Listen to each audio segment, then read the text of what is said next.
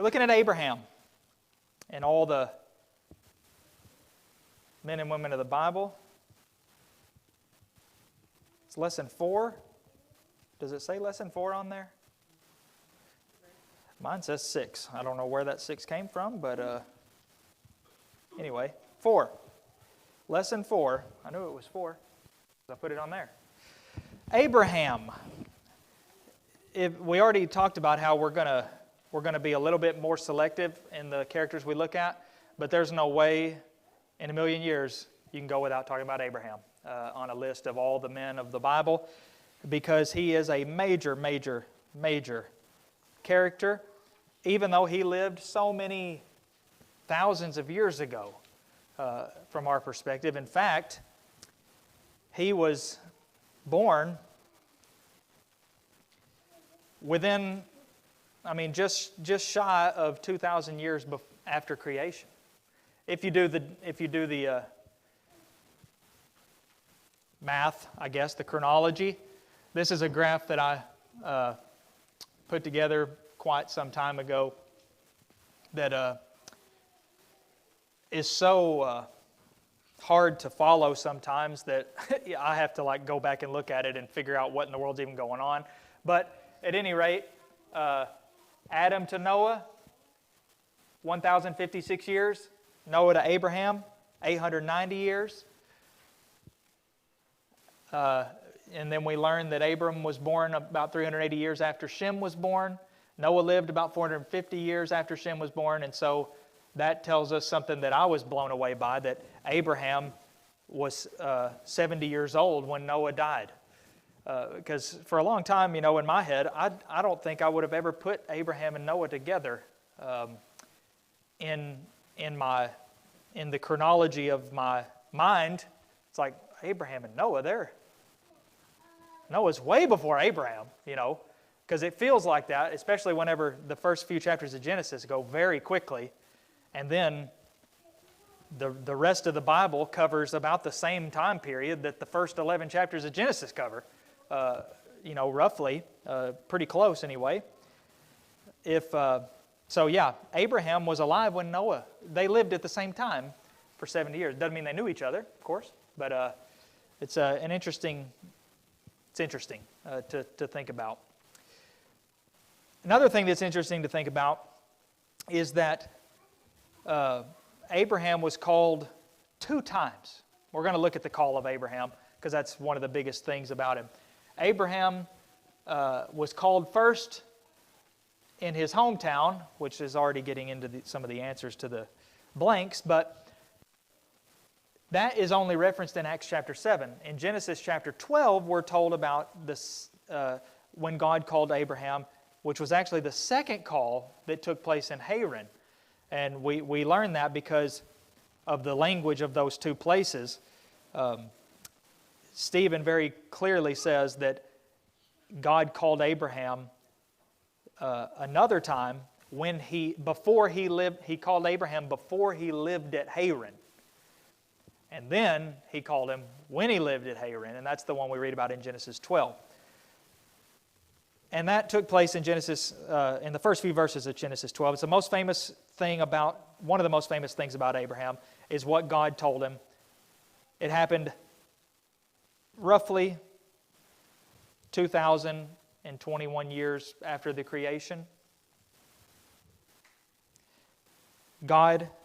Jehovah said to Abram, probably should look at this first. His name. He had 2 names. Lots of people had more than one name in the Bible. Abraham's one of them. As I just read, Abram. His name given by his parents was Abram, or that's how we would say it in English, which means father of height, or maybe high father, one of those 2. But God gave him another name,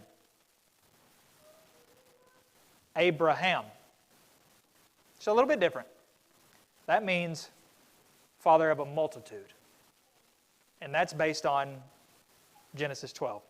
He said, "Go from your country and your kindred and your father's house to the land that I will show you, and I will make of you a great nation, and I will bless you and make your name great so that you will be a blessing. I will bless those who bless you, and him who dishonors you I will curse. And in you all the families of the earth shall be blessed. So, he's going to be the father of a multitude. And he gave him that name, actually, a few chapters later, but it's still based on the same promise. I will make of you a great nation. What do we know about him? Well, he was rough. He was a simple kind of guy. He was a shepherd, sheep master. Not the kind of man that you would think would ever be famous or globally esteemed, but he was. And I've referred to him in this way before. He is the single most widely revered man ever to live. Why is that? You don't have to agree, but why do I say it is? The three so-called great religions of the world all revere him. And he's the only man that they all revere almost equally.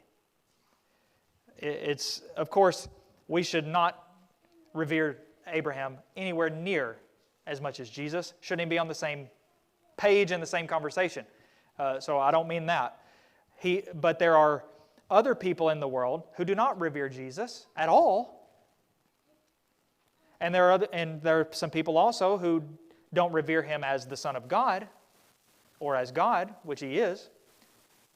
And same with Moses. There are some people who don't revere Moses the way others do, and vice versa. But Abraham, Islam, Judaism, Christianity, and Islam, all three revere Abraham and in one way or another claim that he is the father of their religions. He wasn't, really.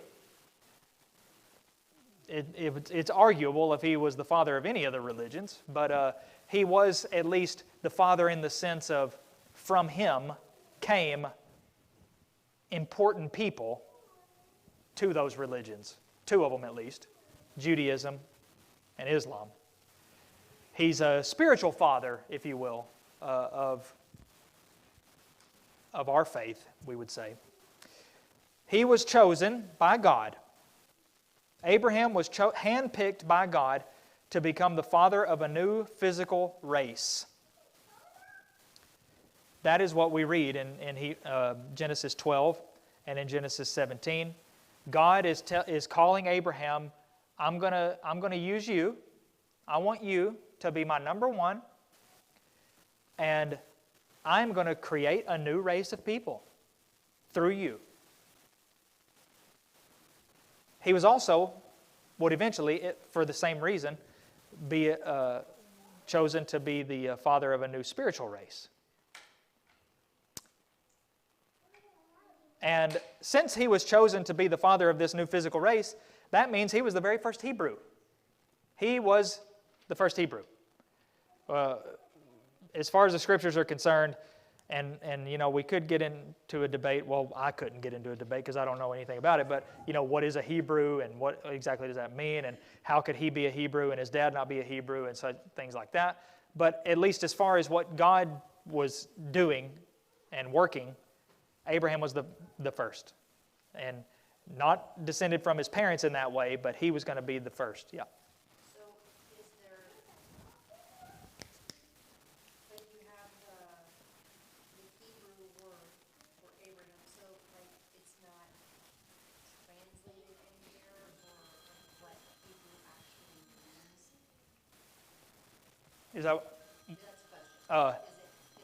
Is it not anywhere in the Bible, or like anywhere outside the Bible? I don't know. I haven't ever really looked into it. I don't know if I would probably take it with a grain of salt anyway, whatever I might find there, because God, the fact that he called him to be this, and from him was going to come this nation, and the nation that came from him were the Hebrews. And there is a passage, I don't think I had it I may not have included it here referenced. He, in one of his instances, I think when he went to Egypt, he's referred to as Abraham the Hebrew, which, that doesn't, if that was somewhere else in the Old Testament, it wouldn't mean anything because, that would just mean that he's one of the Hebrews. But in this case, he's the first person we ever hear of being called that. Nobody else was called that, but he was called that. But that's a good question. I need to look into that more. What other sources say about the word Hebrew and what exactly is involved in that and what constitutes a Hebrew. But as far as the scriptures are concerned, God told him, "You're the first one. You're you, and from you I'm going to make this nation. And then through you and them, all the nations of the earth will be blessed, ultimately." Just spoiler alert, I guess. That promise was fulfilled in the church. Strictly speaking, it has nothing to do with the Jews, other than the fact that the Christ came from them. But the way in which all the families and nations of the earth are blessed through Abraham is spiritual. He is the father of the faithful. And the Christ would come, the Savior of the world would come through his lineage. And in Christ, I guess we could say, it's fulfilled in Christ, which is the same as saying it's fulfilled in the New Covenant or the church or the New Testament, any way you want to put it. That was a promise. I say that because some people believe that Genesis 12 still applies today, Genesis 12, 1 through 3, and that it has to do strictly with the Jews. And so if you interpret that to be strictly about the Jews, then you're going to make the application that, well, if I want to be blessed, I need to make sure I'm friends with the Jews, right? Because look, remember what he just said? I'll bless those who bless you, and I'll curse those who curse you. Or, dishonor anybody who dishonors you, I'll curse. So, well, I want to be his friend then. I want to be their friend because I want to be blessed. And it's my understanding that is the reason for a lot of political decisions that have been made in years past or centuries past, decades past, I should say, is a misapprehension of the nation that is called Israel today and confusing them with the nation that came from Abraham, because they are not technically the same thing. But anyway, Abraham's parents.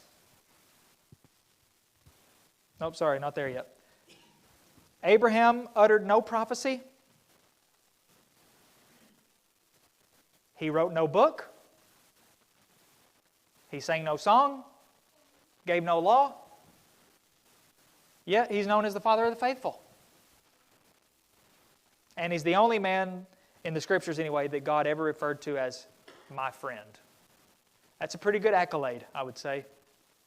The friend of God, he's called in James 2:23.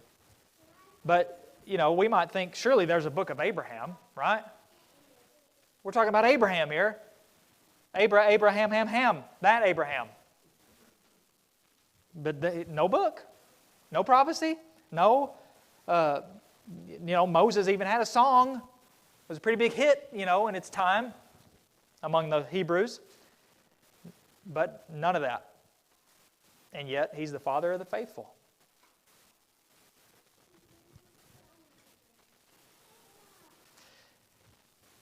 Here's what I would say is a way to sum Abraham up. He's the man who believed God.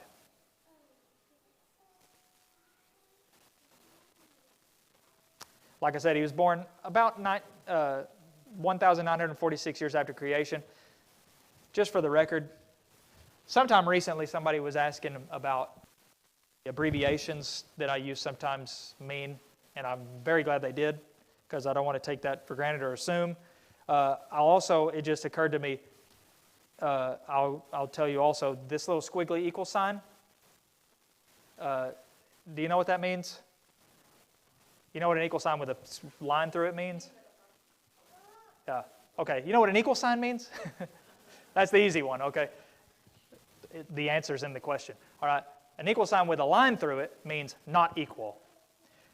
The squiggly one means about, approximately. Yeah, it means almost equal. So got equal, almost equal, squiggly, and then the one with the line through it, straight lines with a line through it means not equal. So if you ever see anything on the screen or anywhere that has a squiggly equal or a equal with a line, I just wanted to point that out, that's what that means. It's not messed up and it's not, well, that's a weird looking equal sign. You know, that means it's just takes less space than writing the word about or approximately or anything like that. So that's what that means. Almost equal to roughly 1,946 years after creation in Ur of the Chaldees, which was a very wealthy city, a modernized city, had things historically recorded I couldn't believe. I think sometimes we assume that the ancient world was a lot more ancient than it actually was in a lot of ways.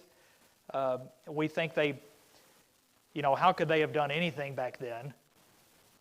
Well, they had some pretty nice amenities that we wouldn't have thought they could have, like hot water and other things that are just crazy. Ur was one of those places, especially for its day, very modernized. And that's an interesting thing to learn whenever we understand that that's where Abraham lived. He lived in that place. The place that you would want to be in the ancient world, that's where he lived. And that's the place that God told him he had to leave. You see? Leave your home here and go to a place that you don't know. And the people there worship the moon god, who very ironically and fittingly, his name was Sin. How about that? At least it looks like Sin. I don't know if that's how you pronounce it, but that's what it looks like to me. So they worship the moon god. Abraham's parents, his father's name was Terah. We have no idea what his mother's name was or anything about her. But based on Joshua 24:2, we know for a fact that Abraham's father was an idolater. If you look at Joshua 24:2, Joshua, that is, if Joshua 24 sounds familiar, it's because of verse 15, the famous Joshua quote that they sell at Hobby Lobby and places that have it on things. And as for me and my house, we'll serve Jehovah or serve the Lord. Setting that up, Joshua said, long ago your fathers lived beyond the Euphrates, Terah, the father of Abraham and of Nahor, and they served other gods. You see, Joshua explicitly spells out there and names him by name even. It would have been enough if he said your fathers across the Euphrates served other gods, but he names Abraham's dad by name and says he served other gods. So that lets us know for sure, beyond all doubt, that Abraham's dad he did not serve Jehovah or worship Jehovah. He worshiped false gods. And it may even suggest that Abraham himself did at some point in his life. But it's also possible that Abraham did, at very early age, somehow learned about Jehovah and followed him for quite some time. At the very latest, he started in Genesis 12, whenever suddenly this God spoke to him. That'll make a believer out of you, if nothing else will. But it's likely that he already had been following Jehovah before then. He received that distinct revelation from God. We're not told how. We're not told when. We can do the math, but there's no explicit record of when. And he willingly gave up everything that he knew. He's going to leave this place to go to a place he don't even know where he's going. Not that he just doesn't know what kind of place it is. He don't even know where he's going. And he does it. He leaves. Willingly surrendered. The seen and the known for the unseen and the unknown. Unknown is a scary thing. We like things we know, don't we? It's comfortable. And many times, just not knowing is enough to make us not do it. I know this, I don't know that, I'm fine where I am. But Abraham went. God said, go, and he went. He learned a lesson about patience. Waiting on God. Can you imagine being like Abraham, being Abraham, that is, and God calls you and tells you to leave your home to go to a place that I'm going to show you, and I'm going to turn you into a great nation. And then he fills you in on the fact that, well, it's going to be about 400 years from now.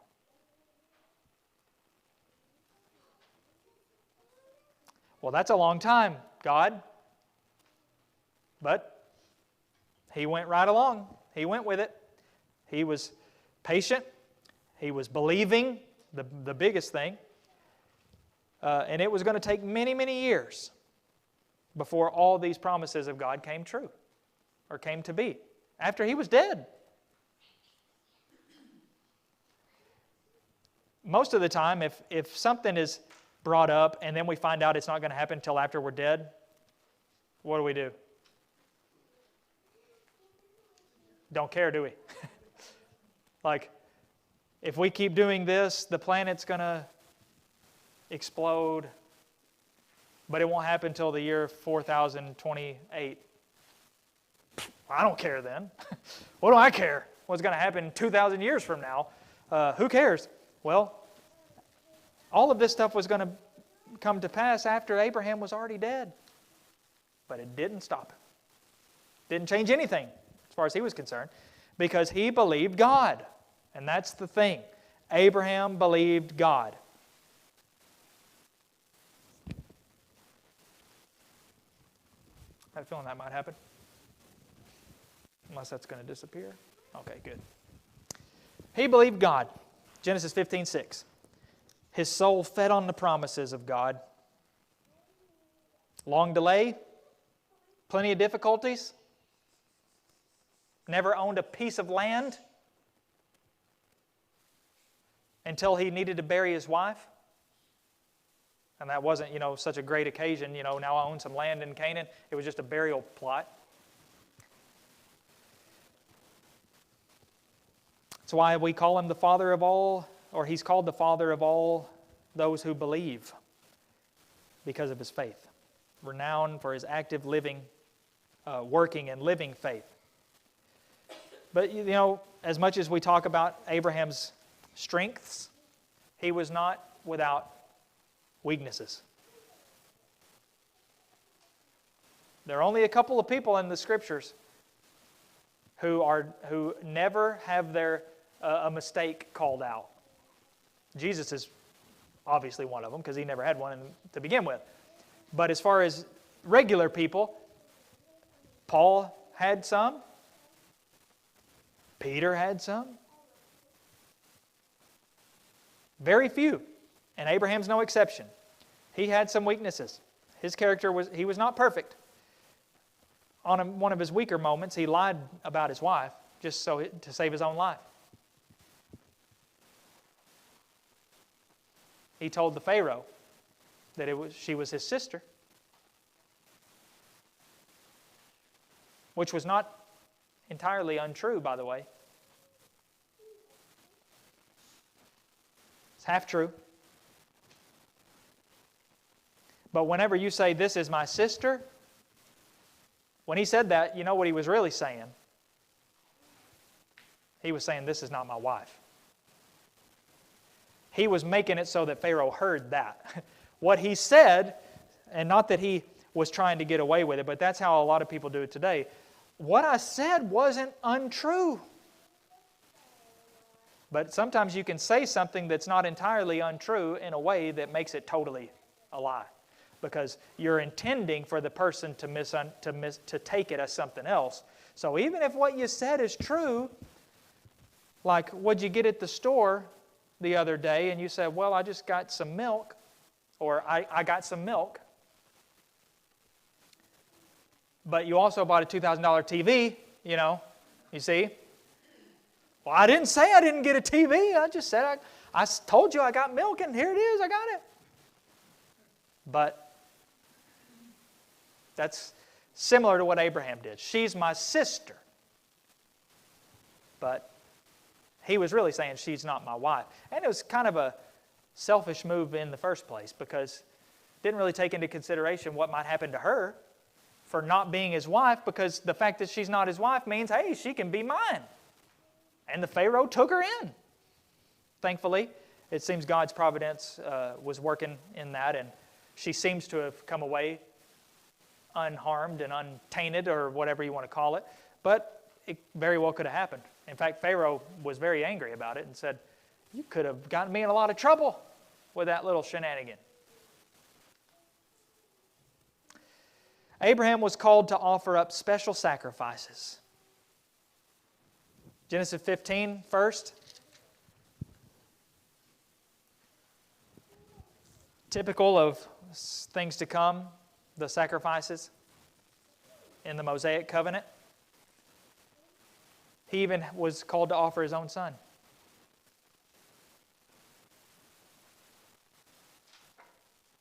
The son of promise. Wasn't his only son because of another failure of his in trying to help God out. But in the interest of time, we'll let that one slide for now. It was to be a burnt offering. You know what's left of a burnt offering? Almost nothing, right? Squiggly equal sign? Nothing. Because it's gone, right? So after he took his son's life, what would eventually be left of him was nothing. A lot of stress in that, I'm sure, for him. But we all know it never ended up happening because God stopped him. But as far as Abraham was concerned, that was done. He did it. The Hebrews writer says he offered to Isaac because he knew God would have to raise him from the dead. So he was willing to do that. And that doesn't make it any harder, any easier to go through with that, as we can all very much understand. Even if you knew that your child was going to poof back into existence, it wouldn't make it any easier to do what Abraham was going to do. But he was going to do it because God said. What God really wanted was Abraham's heart. He didn't want Isaac's life. That was not the point. And he was making a point by doing that. And after he did it, Abraham received word that he had pleased God. Here's an interesting thing about Abraham. He's the only man in the Bible who is a type of the Father. There are all kinds of types of Christ in the Old Testament. Joseph is. I guess you could even say, Isaac was. And, even some animals are. Every animal that was ever sacrificed in the old law was a type of Christ. The ram that Abraham offered when he was going to offer Isaac is a type of Christ. There are so many of them. But Abraham's the only one who is a type of the Father. And if you think of it in the language of John 3:16, for Abraham so loved God that he gave his only begotten son. So Abraham in that turn of events was really a type of the Father in giving his son, who he knew would be raised from the dead, you see.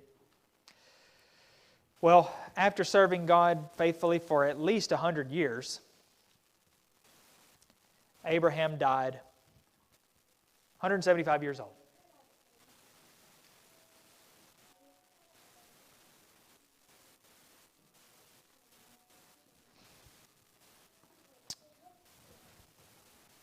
That number should give us a little bit of I think there might be some missing figures, but maybe a ballpark figure of how old he was whenever the call happened. We know how old he was whenever Isaac was going to be born, but we know that he was serving God for many, many, many years, maybe as many as 100 years.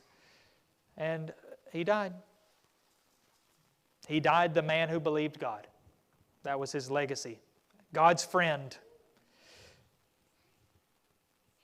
Questions or comments? I think we got through that. Except for these lessons. There's too much really about Abraham to give. If we spent the time that we should on each of these things that we've just mentioned, we could spend several weeks looking at Abraham. But I think that sums it all up. Abraham believed God. Everything he did was because he believed God. Still imperfect, but he believed God and did. When God said, he did. Here's some lessons we can learn from Abraham. Faith has trials. Just because you're a faithful Christian, or in his case, a faithful servant of God, does not make you immune to life's struggles. Doesn't make you immune to temptation, does it? Abraham was tempted. He was tempted by his wife, and her, mainly his wife and her servant, maidservant. That was a temptation. But there were also other trials and tribulations he had to deal with, even though he was a faithful servant of God. Faith shines through the cloud. Think about Jesus and how much his most virtuous traits are all that much brighter whenever he was under tribulation and trial, like the last hours of his life. Wrongfully being dragged to be executed with a horrendous, inhumane format of execution, slapped in the face and doesn't even move. Faith must be tried in order that it may live. And 3, faith in spite of trial glorifies God. Jesus said once, what honor is it to you if you love the people that love you? It's easy to do, isn't it? It's easy. Everybody loves the people that love them. For the most part, I guess. What about loving the people that hate you? Or what credit is it if you pray for the people that you love? But what about if you pray for the people that you hate? Or that are much harder to love? Or that you consider to be your enemy? That's when God is really glorified. Not when you look out for the people who are looking out for you. But when you do something for the people who aren't looking out for you, or do good to those who persecute you, then God is really glorified. Even more so. Abraham glorified God all the more because he was faithful even in the spite of trial, heavy tribulation, difficulties that he struggled, that he had in life. Obedience of faith is why God said, he's my friend. Abraham, my friend. And we can be God's friend too, just like Abraham was, if we have the faith that Abraham had. It all goes back to, you do what they did, you'll get what they got. If it's bad, it'll be bad. But it works the other way too. If you have the faith that Abraham had, you'll be to God what Abraham was to God, a friend. Didn't Jesus say that too? You're my friends if you keep my commandments. If you do the things that I have told you.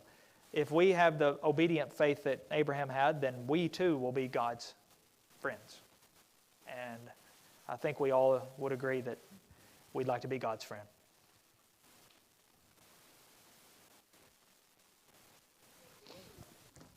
Any thoughts or comments or questions or anything?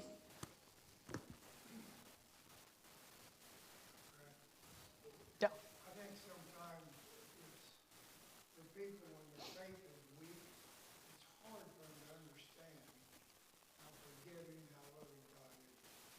Absolutely. Sometimes people get more trials than others. I mean, you do know people you don't have any problems. And then you have people that have problems. Yeah. Yep.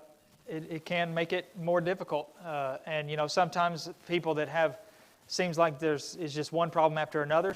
A lot of times it's self-inflicted, and people have trouble getting out of a pattern of life that's really hurting them. But other people may just seem like they got the worst luck of anybody you could ever imagine. And whenever our faith is weak, it's tough to see God. Yeah. Yep, it's tough to see who God is and that God is there and He's there at I can approach Him, and when our faith is struggling, we're blinded by what's going on right here, right now. And, Abraham had plenty of things that could have blinded him before he ever left Ur, maybe especially before he left Ur. All kinds of things that he could have latched onto to ultimately say, no, I'm not leaving. I'm not leaving here. But he did. He believed God and went. God said go. He went because he trusted God, like you said. He knew that God would keep His word. Not always instantaneous either. Yeah. Some of God's promises are instant, like forgiveness of sins, for instance. When you do what God said a person must do to have their sins forgiven, they're forgiven. Boom. Just like that. But other promises are down the line. Just like with Abraham. God was with him, but some of those other things wouldn't happen for a long, long time. And he'd never see it. But it didn't stop him from following God. Wherever God told him to go is where he was going to go. And I hope that's what we do too, taking his example. Of course, God's not going to tell us to leave physically, leave here. But there are places He's told us to go, isn't there? Spiritually speaking, evangelistically speaking, God wants us to go. We always are to be going somewhere. Whether it's moving from where I am now to being more faithful and more obedient, or whether it's taking the gospel to people around me. God has told us to go, and we need to be like Abraham and believe what he said and go. Simple as that. Believe God, and it was counted to him as righteousness.